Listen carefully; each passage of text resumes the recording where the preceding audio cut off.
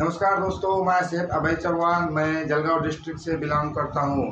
दोस्तों, आजकल जितने भी लोग सफल हुए हैं, ऐसी कौन सी पावर थी उसके अंदर, ऐसा कौन सा विटामिन था जिससे वो इतनी आगे इतनी ऊंचाई पर पहुँचे हैं। तो दोस्तों, ये समझना बहुत ज़रूरी है। आज ज़माना जो हो रहा है बदल रहा है, हर चीज़ बदल रही है, हर लोगों की सोच बदल रही है। तो दोस्तों, आज की अगर हम बात करें तो 90% लोग ऐसे हैं दोस्तों, जिनके पास जब भी कोई अपॉर्चुनिटी आती है उसे वो शक के दायरे में देखते हैं। लेकिन 10% लोग ऐसे हैं दोस्तों, अगर उनके पास कोई अपॉर्चुनिटी आती है तो उसे एक मौके की तरह देखते हैं दोस्तों।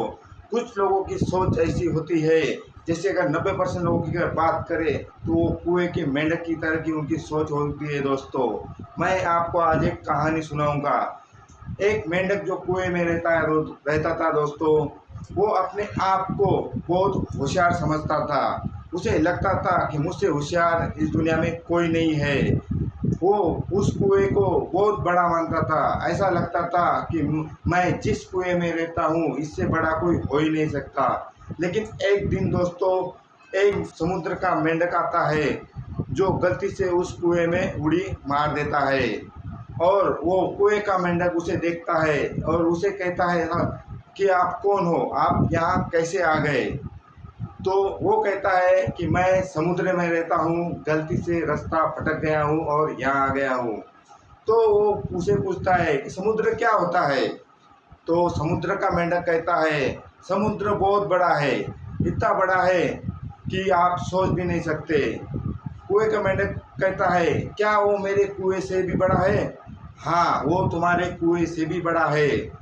समुद्र के मेंढक को लगता है कि वो उसे बेवकूफ़ बना रहा है। वो ये चाहता है कि मैं इस कुएं से चला जाऊं और इस कुएं को वो संभाल ले। इसलिए कुएं का मेंढक उसकी बातों को यकीन नहीं करता है।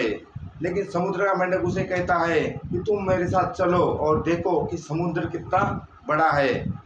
लेकिन कुएं का मेंढक अति होशियार रहता है।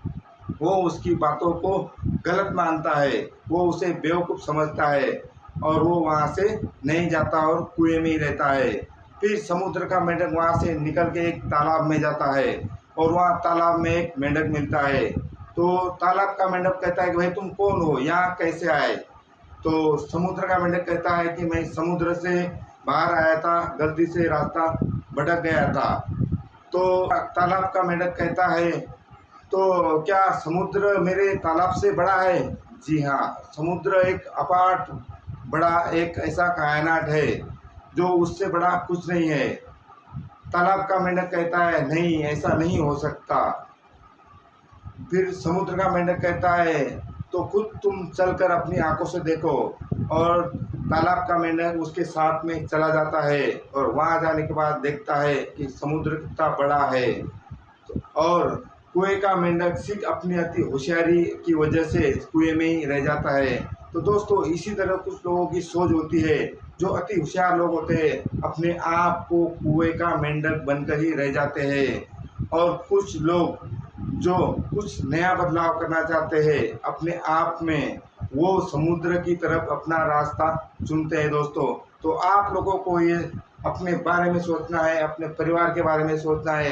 तो आप क्या करना चाहते हैं, कुएं का मेंढक बनना चाहते हैं या समुद्र का मेंढक बनना चाहते हैं।